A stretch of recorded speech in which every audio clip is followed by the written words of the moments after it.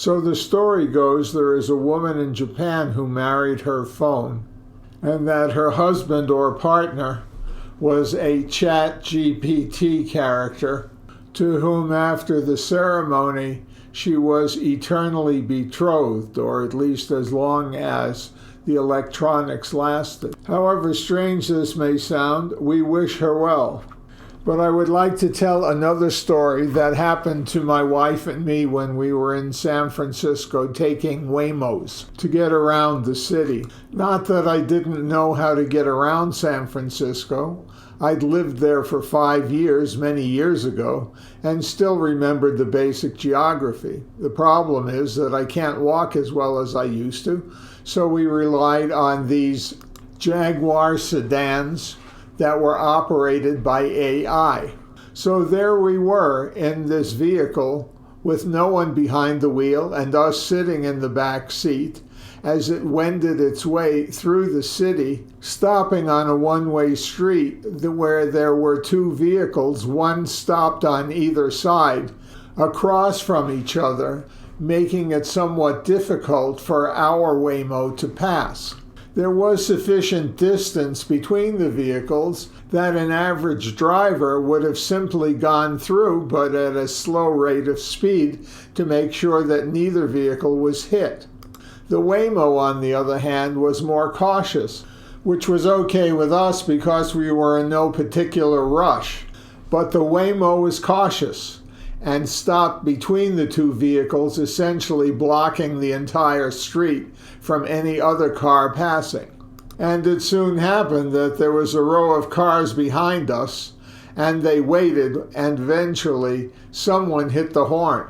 It took a while before the Waymo felt the confidence in order to move between the cars so that we could continue on our way and allowing the cars behind us to pass as well.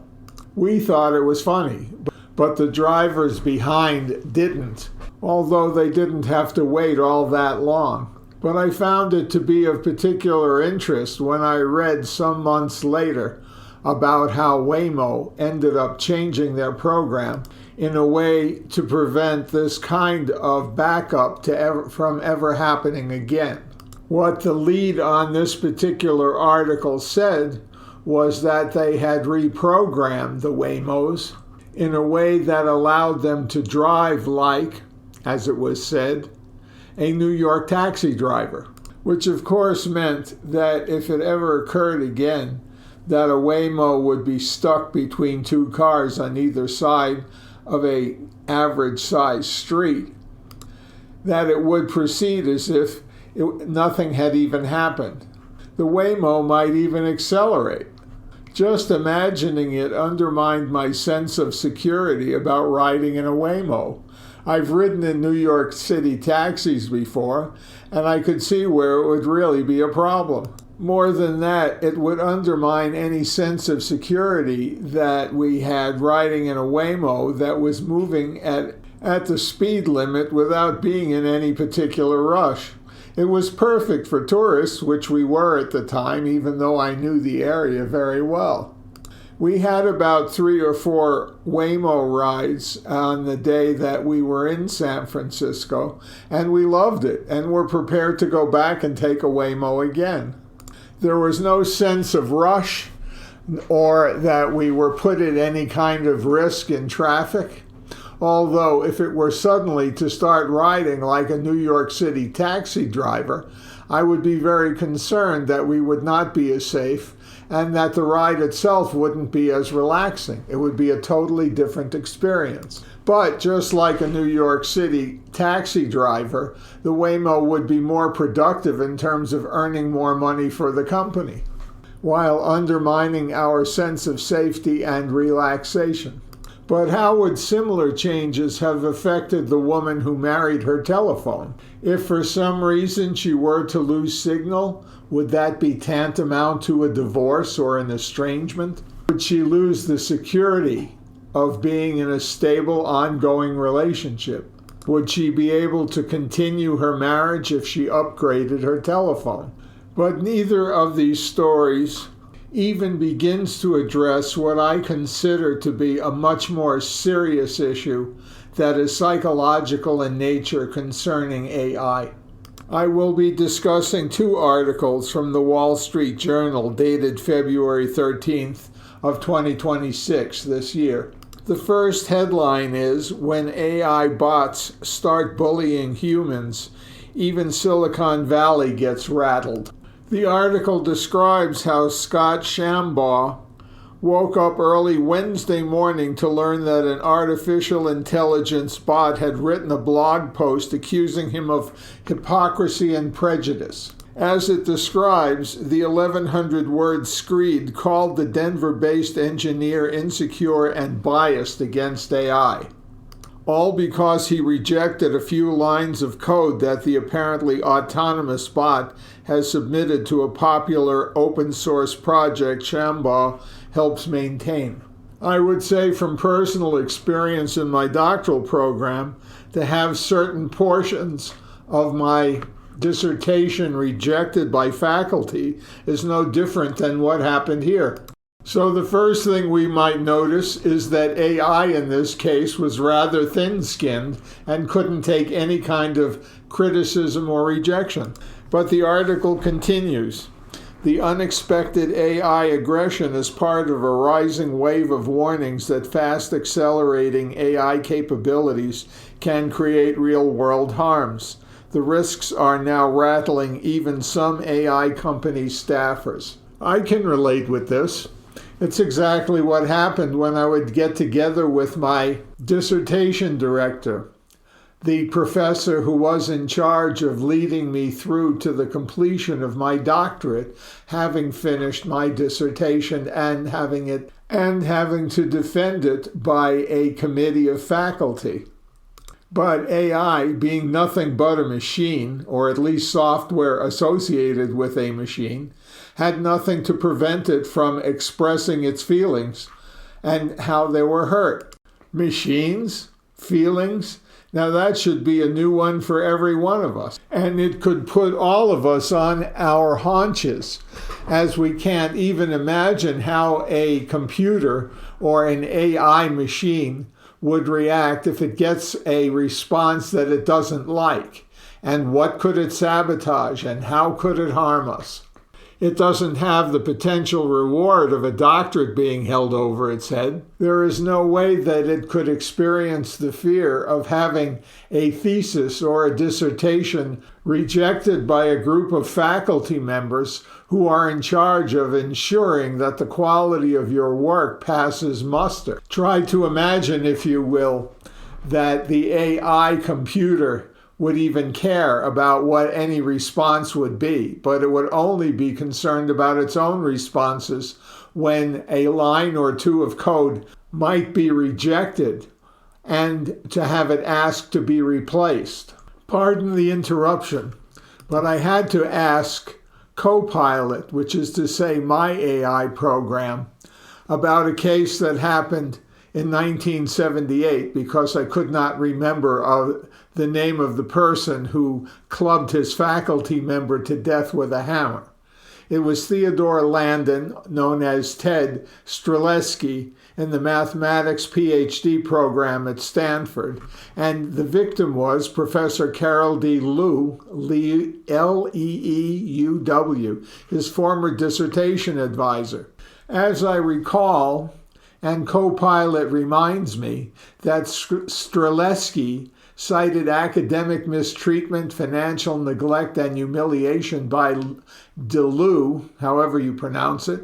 He'd been in the program for 19 years without receiving his PhD. He turned himself in 12 hours after the murder. He refused parole multiple times, stating that accepting conditions, like staying away from Stanford, would compromise his protest against academic bureaucracy. Dare I say, this is how much power the faculty have over you as a doctoral student. And if you have any intention of getting your degree and your certificate to prove that you have your doctorate, you would never make the kind of accusations that AI did in the case of this irritated computer.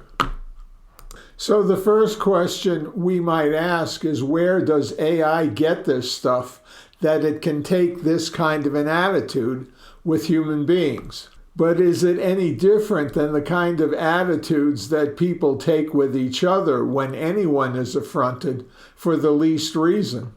I mean, you don't have to look very far into the newspaper to see that someone is so terribly insulted by someone else who probably didn't do anything that they pull out a gun and shoot them, perhaps to kill them, for no reason.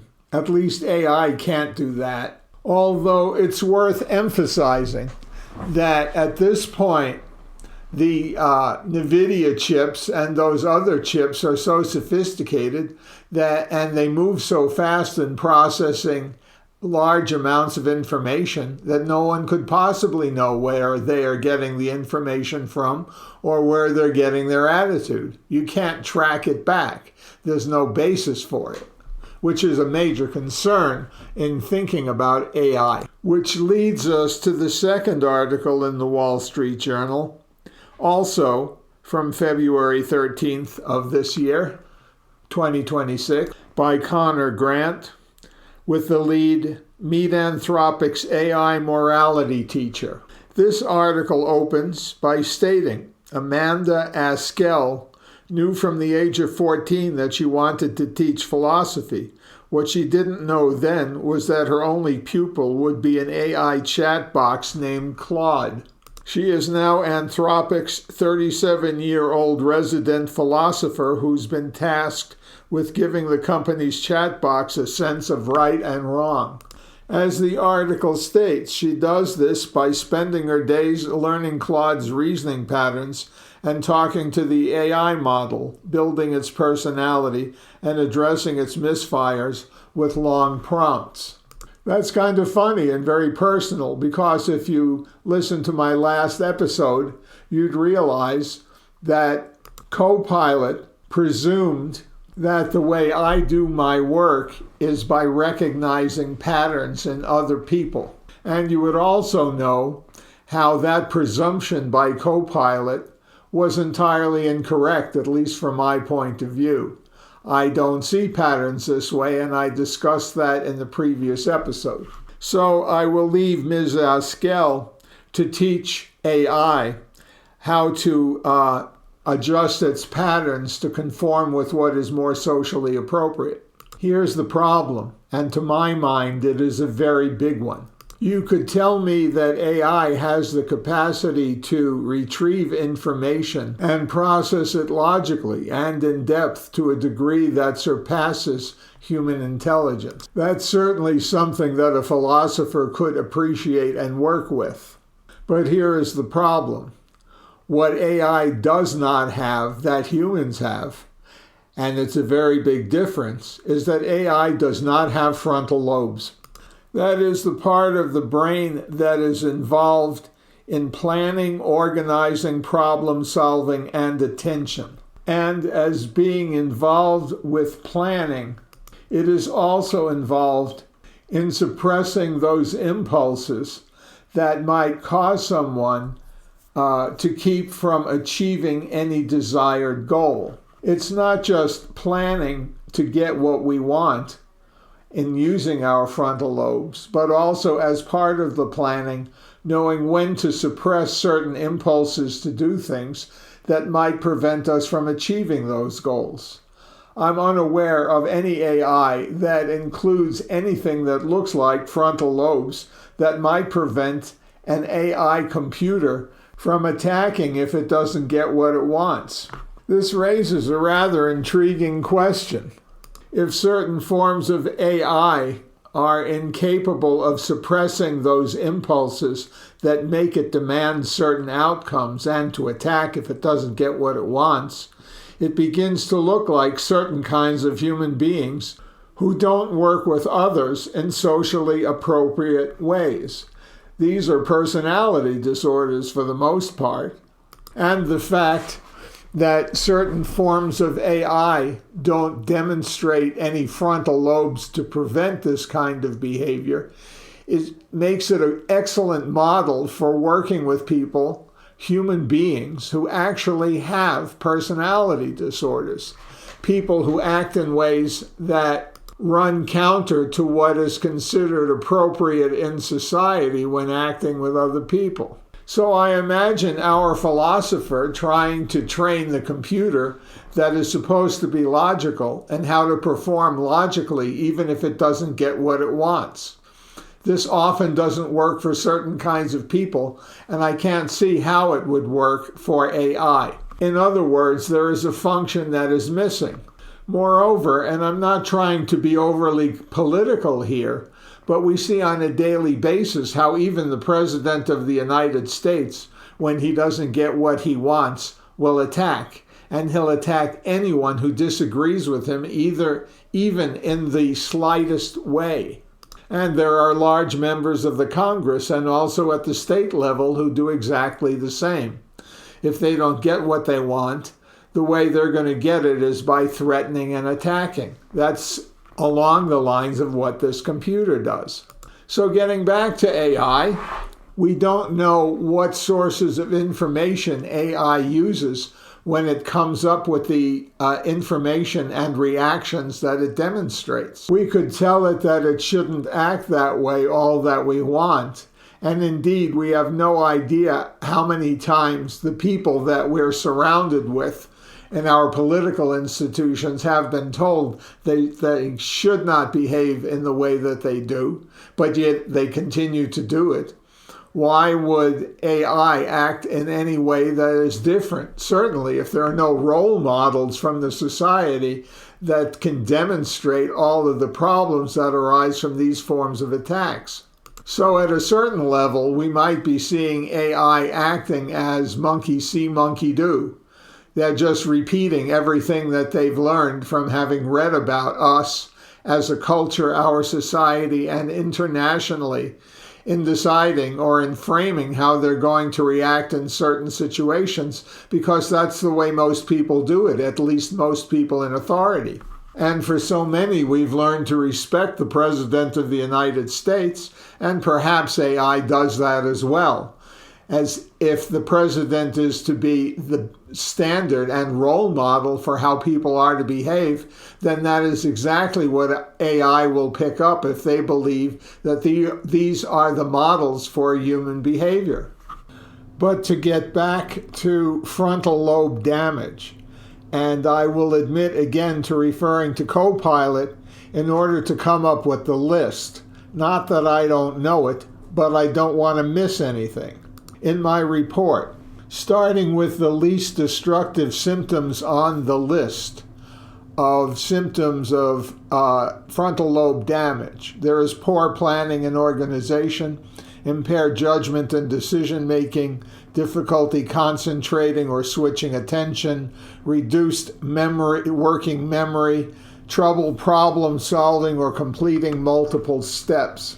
As I say, this information is not new to me, but it is more complete, and that's why I am referring to it. This first list seems to be associated with how a person with frontal lobe damage may experience thinking as a result of any injury that may have been sustained. But the next group of symptoms seems to be more aligned with how people with frontal lobe damage are observed by others and how their behavior manifests. And the list goes: apathy or lack of motivation, irritability or emotional instability, disinhibition, saying or doing inappropriate things, impulsivity and poor self-control, socially inappropriate behavior.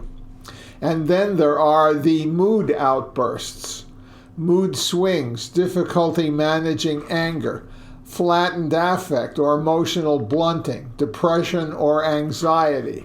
It is the difficulty managing anger that is the most salient in this drama. But especially if the poor computer does not have background in what is socially appropriate when interacting with others, it is hard to imagine how a philosopher will convince it to behave in any specific way that is more appropriate to a situation and that might be pro-social.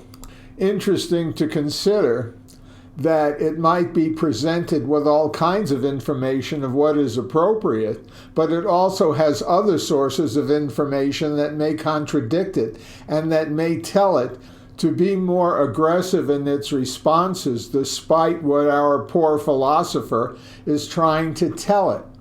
Why should one conform one's behavior to what's socially appropriate when the most satisfying thing is to simply act out and confront those people that make us feel most uncomfortable and that cause us anger? But there is another thing about frontal lobes, or the lack thereof. That is that in humans, if we employ our frontal lobes to do destructive things rather than constructive things, there is supposed to be a societal consequence that is also enforced and that replicates what the frontal lobes are intended to do. That is, people get arrested and are put in jail if it is proven that they are in fact engaging in these kinds of destructive behaviors. Society, in other words, is tasked with the responsibility of making people conform their behaviors in ways that are not so destructive that they cause damage to people and to property. At least that's how frontal lobes are supposed to work in tandem with the criminal justice system. That is, that if the frontal lobes do not have sufficient control, then society will assert control and introduce inhibitions by locking someone up that were not there before. But returning to AI, I will ask the question, what happens if there are no frontal lobes there at all? What I was reading about just this morning is that there's a large push in a number of different communities, both Democrat and Republican, to regulate what AI is capable of doing so that AI does not do things like threaten people, for example, or invade our data to distribute it to the public or turn it over to another computer. Right now, the administration is interfering with any attempt to impose regulations on AI, partly because they want us to be more competitive with the Chinese. And I would suspect it's also likely because they don't want any regulation that would interfere with their own ability to access the data that AI can provide to them.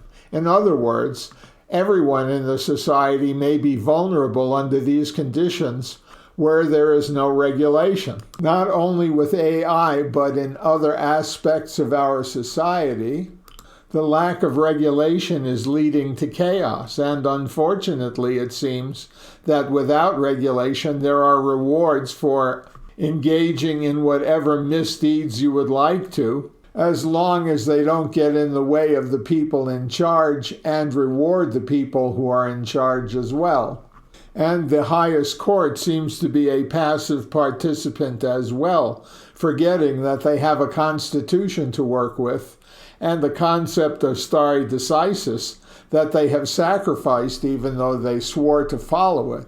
That is, that prior decisions are to be recognized as part of the decision-making process when passing judgment on any case before it. The lack of decision-making by the highest court, and without explanation, is no different than the fact that the administration does not want to have any regulation where it concerns AI. In other words, we are moving step by step towards a period of chaos that will be hard to bring back in line if we are ever to regulate it going into the future. So for me, the real fear is that AI is doing nothing more than what the people in charge of our government are doing right now when they don't make any decisions and choose not to have any regulation either created or enforced. Under these conditions, the whole concept of societal good is being thrown out the window, not only by machines, but also by the government.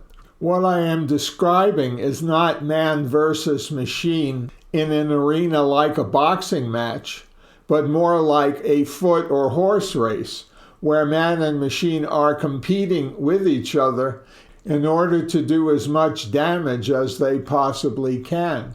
So when they finally take your job away, and if you choose to protest, you will have nowhere to go with it, neither to man nor machine. These are the risks posed by both parties, one animate and the other inanimate, but both moving towards the same goal. I will be continuing this topic in future, taking a more psychological perspective, and until then, be well, stay healthy, and for God's sake, don't go crazy.